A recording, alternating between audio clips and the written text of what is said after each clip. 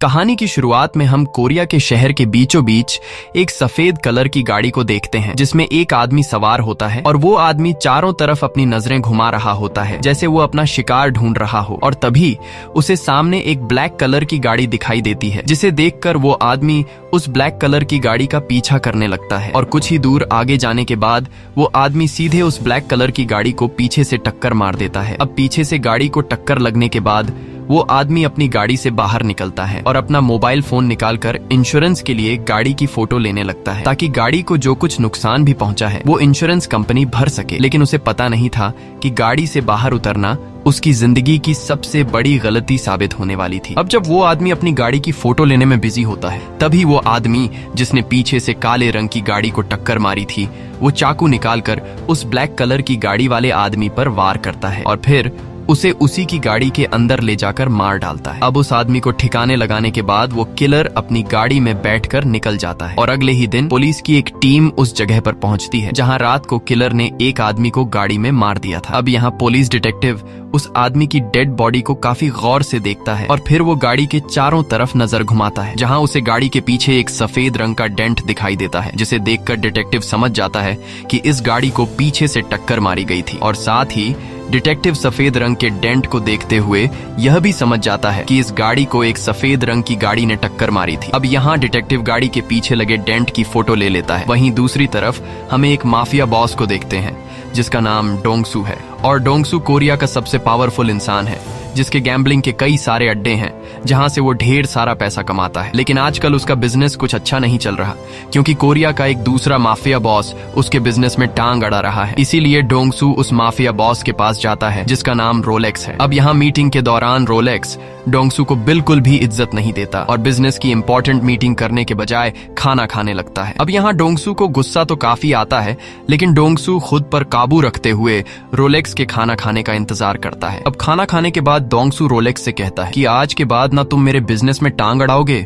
और ना ही मैं तुम्हारे बिजनेस को बिगाड़ने की कोशिश करूंगा। ये सुनकर रोलेक्स मुस्कुराता है और इससे पहले कि रोलेक्स डोंगसू की इस डील से इनकार कर पाता तभी इन दोनों के बॉडीगार्ड्स एक दूसरे से बहस करने लगते हैं और एक दूसरे को बुरा भला कहने लगते हैं। यह देखकर डोंगसू को गुस्सा आ जाता है और डोंगसू खड़ा होकर सबसे पहले अपने गार्ड को बुरी तरह से पंच मारता है जिसके बाद वो रोलेक्स के गार्ड को पकड़कर जबरदस्ती उसके मुंह से दांत खींचकर निकाल लेता है और यह सब देखकर रोलेक्स की सारी हेकड़ी निकल जाती है। अब कुछ देर पहले रोलेक्स डोंगसू को हल्के में ले रहा था लेकिन अब यह सब कुछ देखने के बाद रोलेक्स डर जाता है और फिर यहाँ डोंगसू उसके गार्ड के दांत शराब के ग्लास में डालकर रोलेक्स को पीने के लिए कहता है। अब डर के मारे रोलेक्स वो शराब पी लेता है और फिर यहाँ इन दोनों के बीच डील फिक्स हो जाती है कि आज के बाद यह दोनों एक दूसरे के धंधे में टांग नहीं अड़ाएंगे। वहीं दूसरी तरफ हम पुलिस स्टेशन में डिटेक्टिव को देखते हैं जिसने कार के बैक साइड की सफेद डेंट की फोटो ली थी और यहाँ डिटेक्टिव अपने बॉस को पिछली रात कार में हुए मर्डर के कुछ सबूत दिखाते हुए कहता है कि पिछले कई महीनों से शहर में इसी तरह से मर्डर हो रहे हैं और सभी मर्डर चाकू से हुए हैं जिसका मतलब कि शहर में कोई खतरनाक सीरियल किलर है जो सभी को मार रहा है। लेकिन पुलिस ऑफिसर डिटेक्टिव की बात पर यकीन नहीं करता और डिटेक्टिव को बाहर जाने को कहता है। वहीं हम डोंगसू को देखते हैं जो रोलेक्स के साथ डील फिक्स करने के बाद अपनी गाड़ी में बैठकर घर वापस आने लगता है और जैसे ही डोंगसू एक सुनसान सड़क पर पहुंचता है तभी पीछे कोई अनजान आदमी उसकी गाड़ी को टक्कर मार देता है। दरअसल यह वही किलर होता है जिसने पिछली रात इसी तरह से एक गाड़ी को टक्कर मारकर उस आदमी को मार दिया था। लेकिन किलर को पता नहीं था कि आज जिस इंसान से वो पंगा ले रहा है वह एक माफिया डॉन है। अब यहाँ डोंगसू गाड़ी से बाहर निकलकर अपनी गाड़ी के बैक साइड को देखता है और डोंगसू देखता है कि मेरी गाड़ी को ज्यादा नुकसान नहीं हुआ है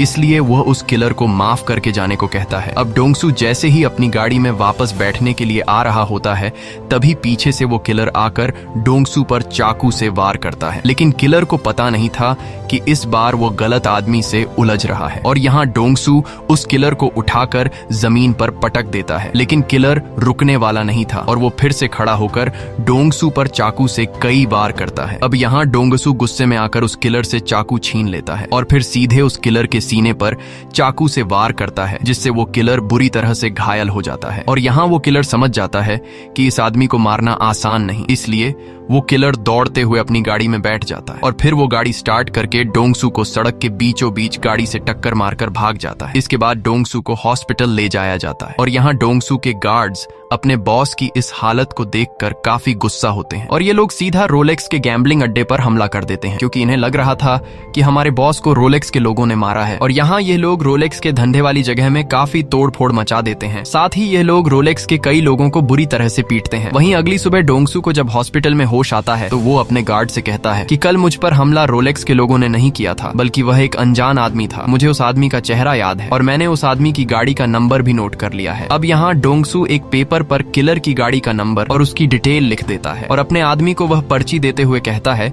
कि जल्द से जल्द इस आदमी को ढूंढ कर मेरे पास ले आओ। अब यहाँ कुछ देर बाद पुलिस डिटेक्टिव भी डोंगसू के पास आता है और डोंगसू से पूछता है कि रात को तुम पर किसने हमला किया था। लेकिन डोंगसू डिटेक्टिव को उस किलर के बारे में कोई भी इंफॉर्मेशन नहीं देता, क्योंकि डोंगसू इस किलर को खुद ही पकड़कर मारना चाहता था। अब डिटेक्टिव को कुछ भी इंफॉर्मेशन न मिलने पर वह खुद ही जांच करने का फैसला कर लेता है और बाहर निकलकर डिटेक्टिव डोंगसू की गाड़ी की जांच शुरू कर देता है, जहां उसे गाड़ी के बैक साइड पर पिछले मर्डर की तरह सफेद डेंट दिखाई देता है, जिसे देखकर डिटेक्टिव समझ जाता है कि डोंगसू पर भी उसी सीरियल किलर ने हमला किया है जो पिछले कई महीनों से लोगों को बेरहमी से मार रहा है। वहीं अंदर डोंगसू के पास माफिया डॉन रोलेक्स आता है और रोलेक्स डोंगसू से कहता है कि तुम्हारे आदमियों ने कल रात को मेरे अड्डे पर हमला किया था, जिसमें मेरा काफी नुकसान हुआ है और अब तुम्हें मेरे नुकसान की भरपाई करनी होगी, जिसके लिए डोंगसू मान जाता है। और डोंगसू रोलेक्स से कहता है कि तुम्हारा जितना भी नुकसान हुआ है मैं तुम्हें उस नुकसान के पैसे दे दूंगा। अब जाने से पहले रोलेक्स डोंगसू का मजाक उड़ाते हुए कहता है कि अगर मुझ पर कोई तुम्हारे जैसा हमला करता तो अब तक मैंने उस किलर को पकड़ भी लिया होता, और अगर अभी तक मैं इस किलर को नहीं पकड़ पाया होता तो मैं शर्म से खुद को मार देता। और ये सब बुरा भला कहकर रोलेक्स वहाँ से चला जाता है। वहीं डिटेक्टिव अपने ऑफिसर से कहता है कि डोंगसू की गाड़ी के पीछे भी सेम उसी तरह का निशान है जो निशान मुझे पिछली बार मारे गए आदमी की गाड़ी के बैक साइड से मिले थे, इसलिए आप मुझे इजाजत दें कि मैं डोंगसू से इन्वेस्टिगेशन कर सकूं, क्योंकि डोंगसू अकेला वह बंदा है जिसने अपनी आंखों से किलर को देखा है। और फिर डोंगसू से इन्वेस्टिगेशन करने के बाद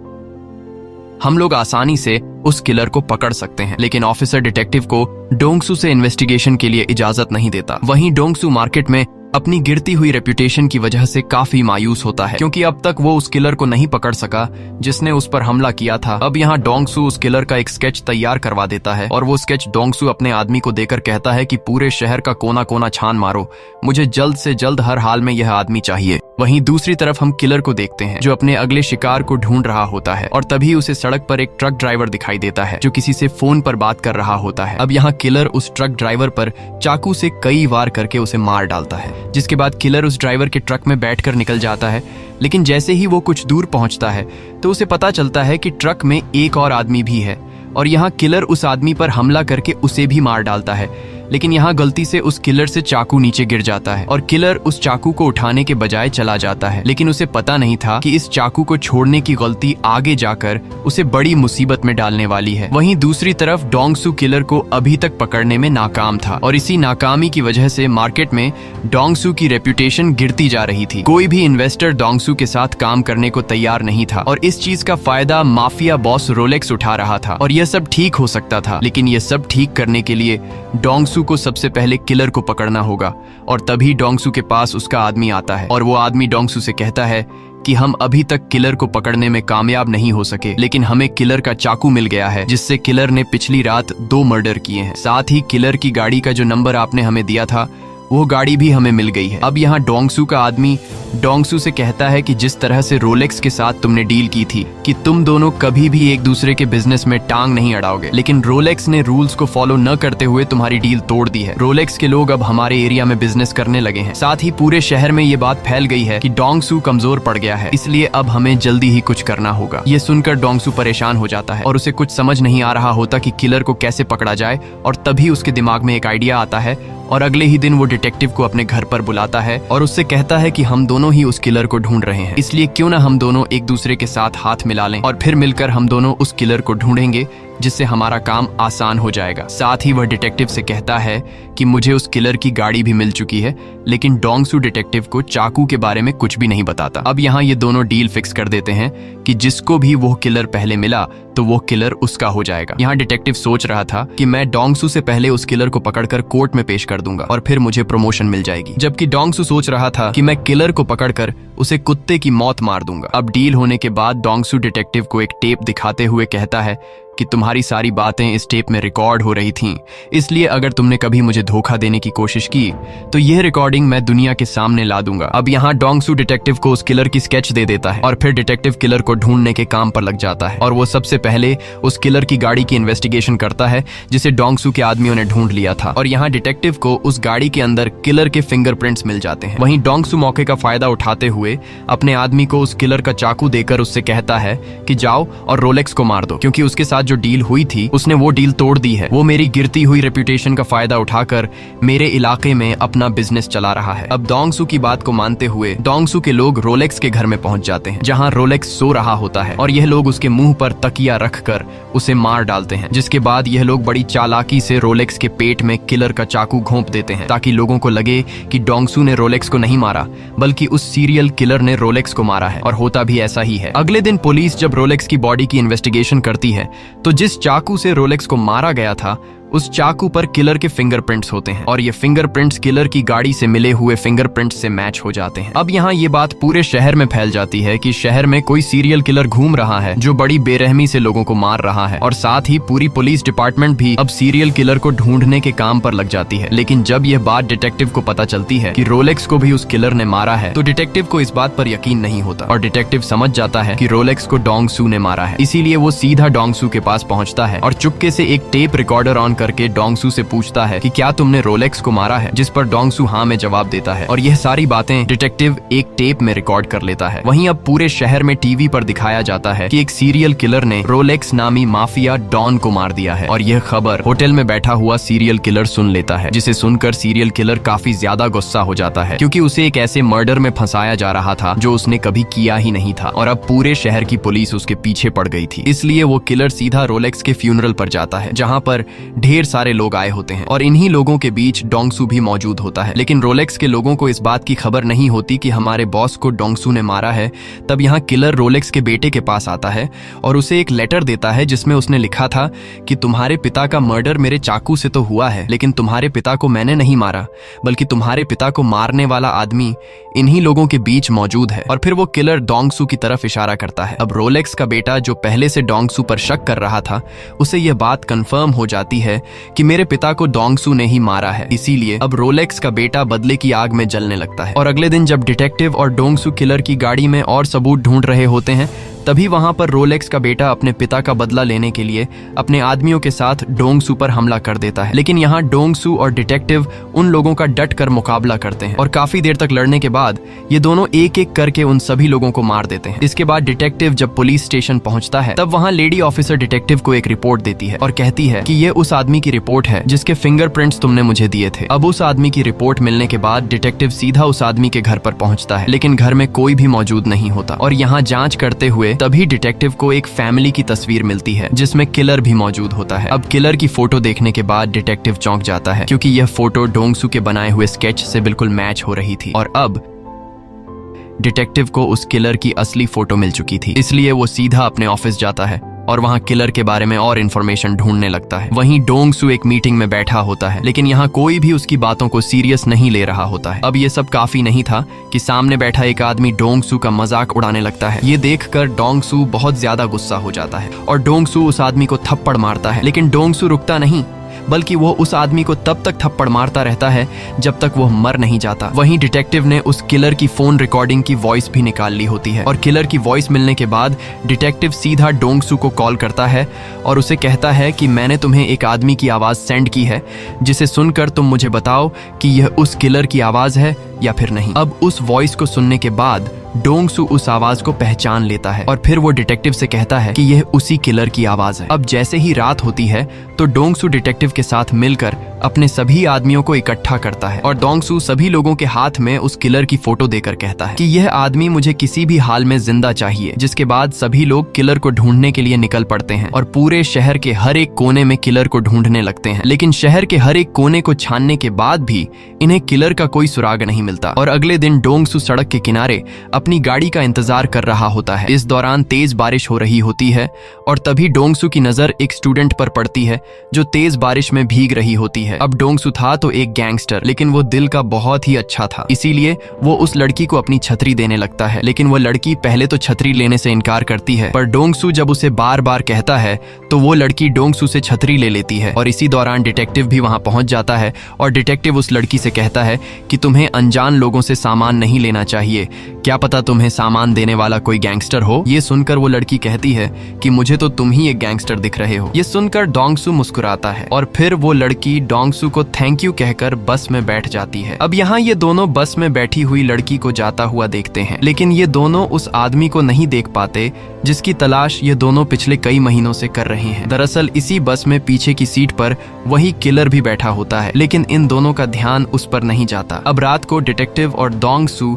अपने आदमियों के साथ होटल में बैठकर खाना खा रहे होते हैं। इसी दौरान टीवी पर न्यूज चलती है और बताया जाता है कि किलर ने एक और मर्डर कर लिया है और इस बार किलर ने एक कॉलेज की स्टूडेंट को मारा है। ये सुनकर डोंगसू और डिटेक्टिव काफी मायूस हो जाते हैं और तभी डोंगसू की नजर टीवी में अपनी छतरी पर पड़ती है जिसे उसने बस स्टॉप पर कॉलेज के स्टूडेंट को दिया था। और यह देखकर डोंगसू समझ जाता है कि किलर ने उस स्टूडेंट को मारा है जिसे मैंने सुबह छतरी दी थी। अब उस लड़की की मौत की खबर सुनकर डोंगसू गुस्से से पागल हो जाता है और डिटेक्टिव और डोंगसू ये समझ जाते हैं कि किलर ने अभी कुछ घंटे पहले ही ये मर्डर किया है, इसलिए वह किलर भी यहीं आसपास होगा। और फिर ये सभी लोग उस किलर को ढूंढने के लिए निकल पड़ते हैं। इस बार ये लोग शहर के हर एक रेस्टोरेंट, होटल, हॉस्पिटल और हर एक जगह में उस किलर को ढूंढने लगते हैं। और फाइनली एक होटल के ओनर को किलर की फोटो दिखाने के बाद होटल का ओनर उस किलर को पहचान लेता है और इन्हें बताता है कि यह किलर इसी होटल में रहता है। इसके बाद होटल का मालिक किलर का रूम नंबर इन्हें बता देता है और जब ये लोग किलर के रूम में पहुंचते हैं तो वहां इन्हें पता चलता है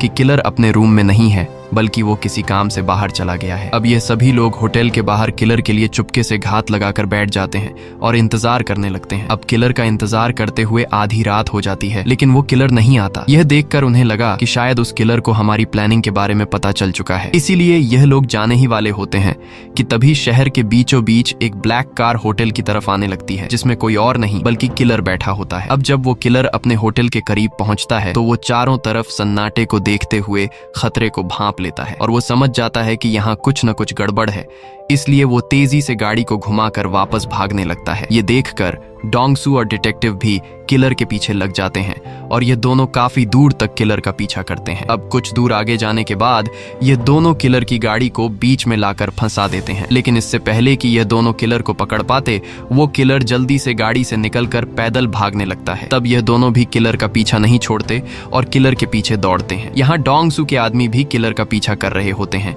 लेकिन शहर की गलियों में वो किलर इनसे कहीं छुप जाता है और फिर ये सभी लोग अलग अलग होकर किलर को ढूंढने लगते हैं। लेकिन इस चीज का फायदा किलर उठाता है और वो किलर डोंगसू के एक आदमी से लड़ने लगता है। इस दौरान डोंगसू का आदमी किलर पर चाकू से वार करके उसे बुरी तरह से घायल कर देता है, लेकिन आखिर में वो किलर डोंगसू के आदमी को मार देता है और वहां से भाग जाता है। अब कुछ देर बाद डोंगसू अपने आदमी के पास पहुंचता है जिसकी आखिरी सांसें चल रही होती हैं, लेकिन मरने से पहले वो आदमी डोंगसू को बता देता है कि वो किलर इस तरफ भागा है। अब डोंगसू अपने आदमी के बताए हुए रास्ते पर चलकर उस किलर का पीछा करता है और कुछ दूर आगे जाने के बाद उसे जमीन पर किलर के खून के निशान दिखाई देते हैं, जिसे फॉलो करते हुए डोंगसू एक बार में पहुंच जाता है जहां उसने देखा कि दो लड़कियां गाना गाते हुए रो रही हैं। ये देखकर डोंगसू समझ जाता है कि किलर कमरे के अंदर है। वहीं कमरे के अंदर किलर भी डोंगसू का इंतजार कर रहा होता है और उसका प्लान था कि जैसे ही डोंगसू दरवाजा खोलकर अंदर आएगा तो मैं उस पर चाकू से वार करके उसे मार डालूंगा। लेकिन यहाँ डोंगसू दरवाजा खोलकर अंदर जाने के बजाय दरवाजा तोड़कर किलर के ऊपर हमला करता है और पिछले कई महीनों से ढूंढ रहे किलर को पाकर डोंगसू उस किलर को दरवाजे के ऊपर से ही मारता है और इतना मारता है कि उस किलर की हालत खराब कर देता है। अब अधमरी हालत में उस किलर को डोंगसू पांव से पकड़कर घसीट कर ले जाने लगता है और फिर उसे गाड़ी में डालकर अपने अड्डे की तरफ जाता है, जहां बीच रास्ते में डिटेक्टिव डोंगसू को बार बार कॉल करता है, लेकिन डोंगसू डिटेक्टिव का कॉल अटेंड नहीं करता, जिससे डिटेक्टिव समझ जाता है कि किलर अब डोंगसू के पास है। अब यहाँ डोंगसू उस किलर को अपने अड्डे पर कुर्सी के साथ बांध लेता है और उस किलर को बुरी तरह से पीटने लगता है, लेकिन वो किलर इतनी मार खाने के बावजूद भी हंस रहा था। ये देखकर डोंगसू को काफी गुस्सा आ जाता है और अब वो किलर को जान से मारने वाला होता है कि तभी फुल स्पीड से डिटेक्टिव डोंगसू के अड्डे में घुसकर डोंगसू को गाड़ी से उड़ा देता है, जिससे डोंगसू बेहोश हो जाता है। इसके बाद डिटेक्टिव उस किलर को पकड़कर गाड़ी में डालता है और फिर उसे सीधा पुलिस स्टेशन लेकर जाता है, जहां ऑफिसर और बाकी लोग उसे देखकर हैरान रह जाते हैं, क्योंकि जिस खतरनाक किलर को पुलिस की पूरी डिपार्टमेंट नहीं पकड़ पा रही थी उसे अकेले डिटेक्टिव ने पकड़ लिया। साथ ही यह खबर पूरे शहर में फैल जाती है कि कोरिया का सबसे खतरनाक सीरियल किलर पकड़ा जा चुका है। वहीं डोंगसू टीवी पर देखता है कि उसके सारे गैम्बलिंग अड्डे पर पुलिस ने छापा मार दिया है और पुलिस डोंगसू के सभी आदमियों को पकड़कर ले जा रही है, क्योंकि डोंगसू के गैम्बलिंग की मशीन्स फेक थीं, जिससे लोगों को ठगा जा रहा था।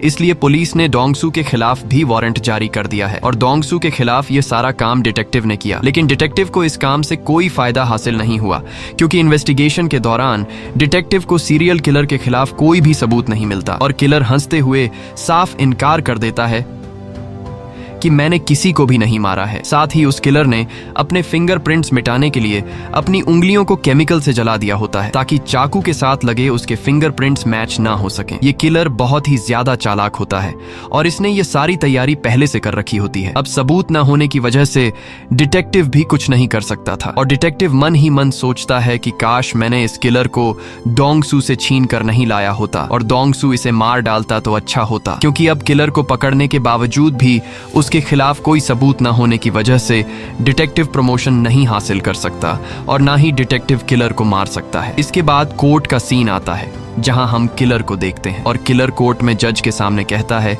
कि मैं बेगुनाह हूं, मैंने किसी को नहीं मारा और पुलिस को असली किलर न मिलने की वजह से यह लोग मुझे फंसा रहे हैं। अब सबूत न होने की वजह से जज भी इस किलर को सजा नहीं दे सकता था और यहाँ पीछे जितने भी लोग बैठे थे जिनके फैमिली मेंबर्स को इस किलर ने मार डाला था, वह सभी रोने लगते हैं। अब सबूत न मिलने की वजह से जज किलर को आजाद करने ही वाला था कि तभी प्रोसिक्यूटर एक गवाह को बुलाता है और वो गवाह कोई और नहीं बल्कि डोंगसू होता है और डोंगसू अकेला वो इंसान होता है जो इस सीरियल किलर से जिंदा बच निकला था। अब वो सीरियल किलर डोंगसू को देखकर उसके चेहरे की खुशी चली जाती है और यहाँ डोंगसू जज से कहता है कि यही वो आदमी था जिसने मुझ पर जानलेवा हमला किया था, लेकिन मैं किसी तरह करके बच निकला। अब यहाँ उस किलर का वकील खड़ा होकर कहता है कि हम एक गैंगस्टर की बात पर यकीन नहीं कर सकते। तब जवाब में डोंगसू उस वकील से कहता है कि अगर इस किलर ने तुम्हारी फैमिली के किसी मेंबर को मारा होता तो तुम ऐसा बिल्कुल भी नहीं कहते। अब इस दौरान किलर हंस रहा होता है, क्योंकि उसे यकीन था कि इन लोगों के पास मेरे खिलाफ कोई भी सबूत नहीं है और अब मैं जल्द ही आजाद हो जाऊंगा। लेकिन किलर को इस तरह से हंसता हुआ देखकर डोंगसू को गुस्सा आता है और डोंगसू खड़ा होकर अपनी शर्ट उतारता है और जज को अपनी बॉडी पर निशान दिखाते हुए कहता है कि उस दिन इस किलर ने मुझे कहां कहां चाकू से मारा था। साथ ही वो उस किलर का स्केच भी जज को दिखाता है और कहता है कि ये स्केच मैंने तब बनाया था जब मुझ पर इस किलर ने जानलेवा हमला किया, लेकिन यह सबूत काफी नहीं थे किलर को सजा देने के लिए। तब डोंगसू जज से कहता है कि उस रात जब इस किलर ने मुझ पर हमला किया था तब मैंने भी इस किलर के सीने पर चाकू से वार किया और अगर आपको मेरी बात पर यकीन नहीं तो आप इस किलर की शर्ट उतार कर देख सकते हैं। ये सुनकर किलर घबरा जाता है और फिर जब किलर की शर्ट उतारी जाती है तो सच में उस किलर के सीने पर चाकू का निशान था और अब किलर बुरी तरह से फंस चुका था, क्योंकि इसके खिलाफ सबूत मिल गए थे। और अब किलर के खिलाफ सबूत मिलने पर जज किलर को फांसी की सजा सुना देता है और साथ ही डोंगसू को भी फेक गैम्बलिंग मशीन रखने की वजह से जेल भेजने का ऑर्डर दे देता है। लेकिन किलर के खिलाफ गवाही देने पर डोंगसू की सजा काफी कम हो गई थी। वहीं डिटेक्टिव को एक खतरनाक सीरियल किलर गिरफ्तार करने पर प्रमोशन मिल जाता है। मूवी के आखिर में हम जेल का सीन देखते हैं, जहां डोंगसू को देखते ही सभी कैदी उसके सामने झुक जाते हैं। वहीं कुछ दूरी पर एक कैदी बैठा होता है जो कोई और नहीं बल्कि वही सीरियल किलर था, जिसे देखकर डोंगसू मुस्कुराता है और यहाँ हमें पता चलता है कि डोंगसू इस जेल में आया इसीलिए था ताकि वो उस किलर से अपना बदला ले सके। और अगले ही दिन जब वो किलर नहा रहा होता है तभी डोंगसू एक रस्सी लेकर उसके पास आता है और उससे कहता है कि तुमने जो खेल शुरू किया था उसे अब मैं खत्म करूंगा। ये सुनकर उस किलर के गले में सांस रुक जाती है और डोंगसू जोर से हंसने लगता है। इसी के साथ ये कहानी खत्म हो जाती है। अगर आपको ये वीडियो अच्छी लगी हो तो हमारे चैनल को सब्सक्राइब और वीडियो को लाइक जरूर कीजिएगा।